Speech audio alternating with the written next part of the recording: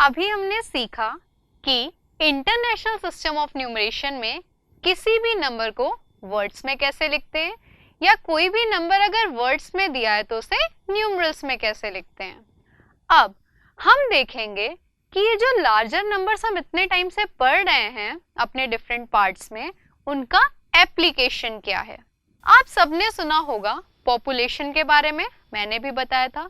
लेकिन अगर मैं एक कंट्री की पॉपुलेशन या स्टेट की पॉपुलेशन ना लेके आपसे सिर्फ इतना कहूं कि आप जिस सिटी में रहते हो उसकी पॉपुलेशन देखो, तो आप देखोगे वो भी काफी बड़ी है। आपको 1000, 10,000, लैक्स में मिल जाएंगे वो पॉपुलेशन।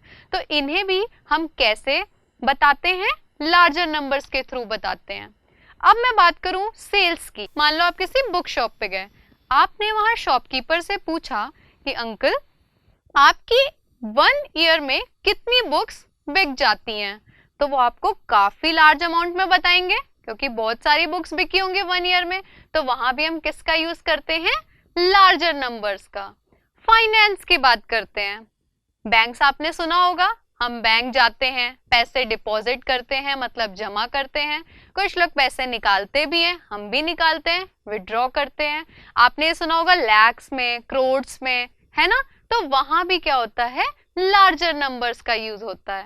इसी तरह एक बहुत इंपॉर्टेंट चीज है जो हम अपनी डेली लाइफ में यूज करते हैं, जहां लार्जर नंबर्स का यूज होता है, वो क्या है? मान लो मैं आपसे बोलती हूं कि दिल्ली से कन्याकुमारी तक कितना डिस्टेंस है, तो आप कैसे बताओगे?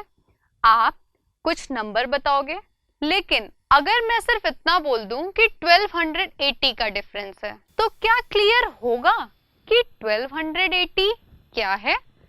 तो जब यहाँ हम डिस्टेंस बताएंगे तो भी हमारे लार्जर नंबर्स का यूज होगा। लाइकवाइज जब हम किसी चीज का वेट बताते हैं या ये बताते हैं कि किसी चीज की कैपेसिटी कितनी है, तो भी हम किसका यूज करते हैं? लार्जर नंबर्स का। अब इन्हीं डिस्टेंस, वेट, कैपेसिटी को समझने के लिए देखते हैं हमें क्या पढ़ना होगा। सपोज मैं आपसे बोलूं कि आपके पास जो पेंसिल है या पेन है उसकी लेंथ मेजर करके बताओ अपने स्केल से, तो आप सब क्या बताओगे? कुछ लोग बोलेंगे 10 सेंटीमीटर, कुछ बोलेंगे 15 सेंटीमीटर, कुछ बोलेंगे 12 सेंटीमीटर। इसी तरह आप उसकी लेंथ मुझे बताओगे सेंटीमीटर में, है ना। तो आप ऐसे क्यों नहीं बोले 10 है, 15 है, 12 है, आपने सेंटीमीटर क्यों लगाया? क्योंकि जब भी हम किसी चीज को मेजर करते हैं तो सबसे जरूरी होता है कि जिस भी क्वांटिटी को हम मेजर कर रहे हैं उसकी यूनिट पता होनी चाहिए। तो आज जो हम पढ़ेंगे और जो बहुत इंपॉर्टेंट है वो क्या है? यूनिट्स के बारे में। देखें, अभी हमने देखा कि जब मैंने आपको अपनी स्केल से अपनी पेंसिल मेजर करने को कहा तो आपने सेंटीमीटर में आंसर्स दिए होंगे। पक्का है ये? क्यों? क्योंकि आपकी स्केल में जो नंबर्स दिए होते हैं वो कौन सी यूनिट में दिए होते हैं? सेंटीमीटर में।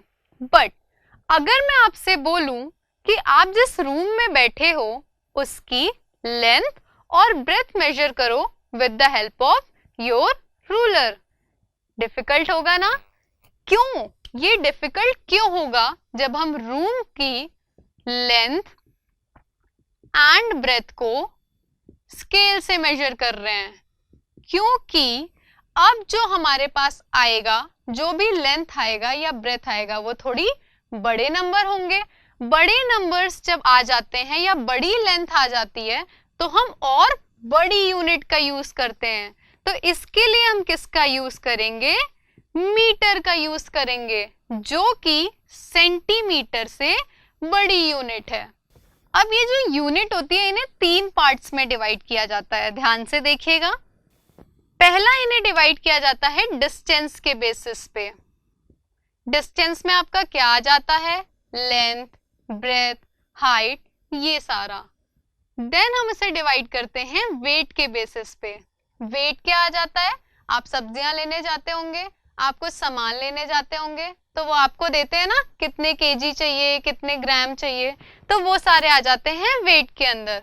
उसके बाद आता है कैपेसिटी के अंदर।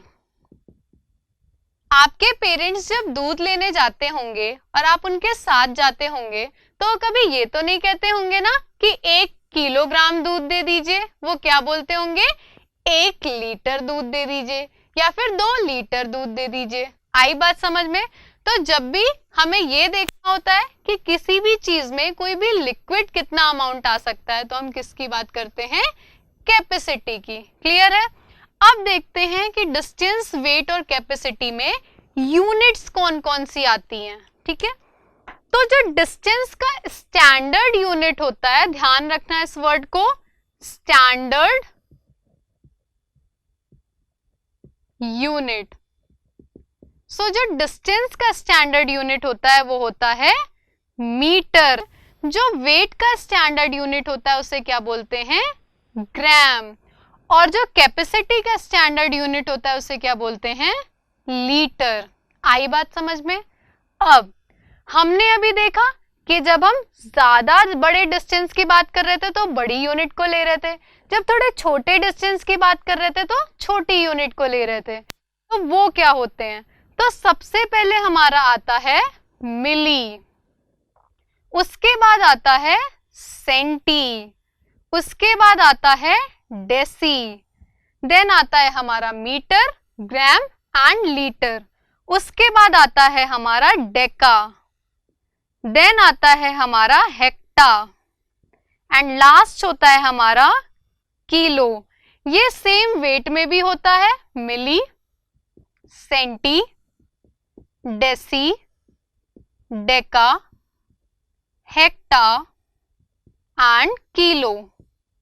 लाइकवाइज वो कैपेसिटी में भी होता है, बस इन सब के आगे क्या लग जाता है, मिली, मीटर, यहां क्या लगा देंगे, मिली ग्राम, इसके आगे क्या लग जाएगा, सेंटीमीटर, यहां क्या लग जाएगा, centigram.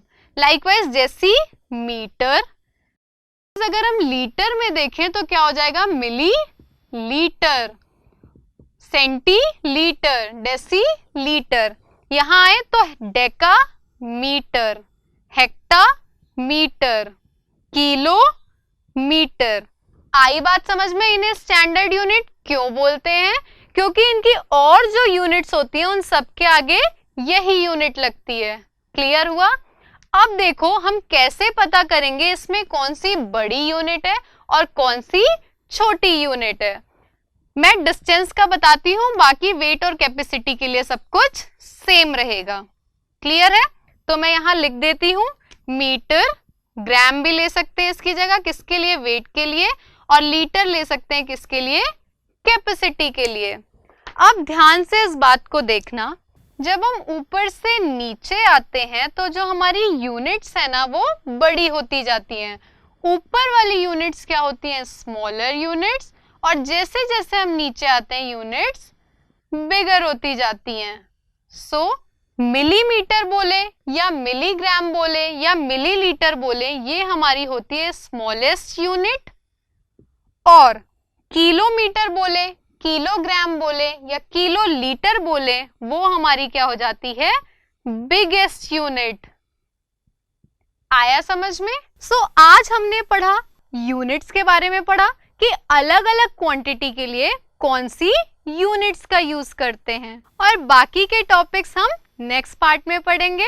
Till then bye bye.